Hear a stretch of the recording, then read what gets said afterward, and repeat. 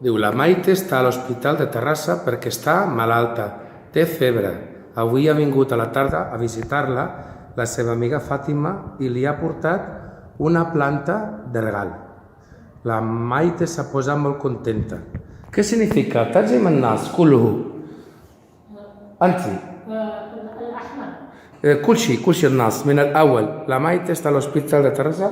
ترجم الناس من الأول.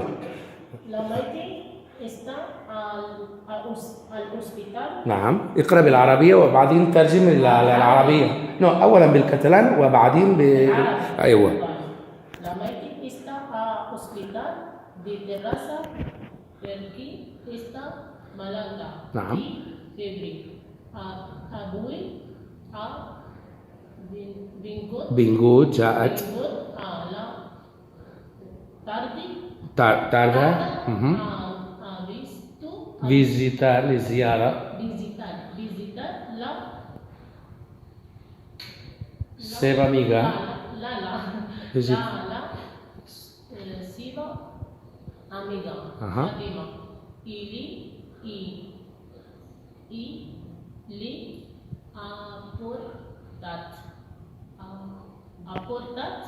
una planta de regal. La Maite s'ha posat أصبحت molt contenta. والآن ترجمي إلى العربية أرجوك. مثلا واحد ولا فاطمة كل شيء من الأول. لا مايتي لا مايتي نو مايتي هي في مايتي هي في سبيطار ديال الراسة. حيت مريضة. اللغة العربية دارجة. مايتي مشات للأسبيطار عند السبيطار ديال الراسة. علاش مشات تزور فاطمة؟ عندها سخانة يوا فيها سخانة.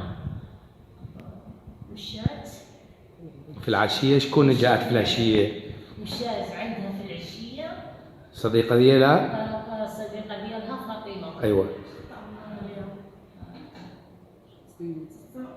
في العشية طاردي في العشية دات لها الورد دارو. أيوة.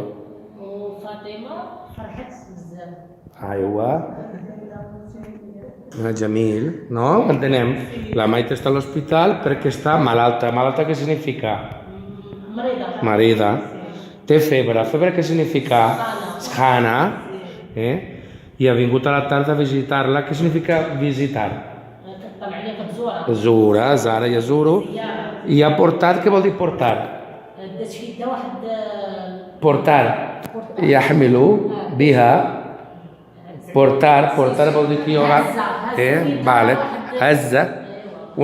Ha portat una planta de regal. Una mazzaharia, una planta. I la Maite s'ha posat molt contenta, oi?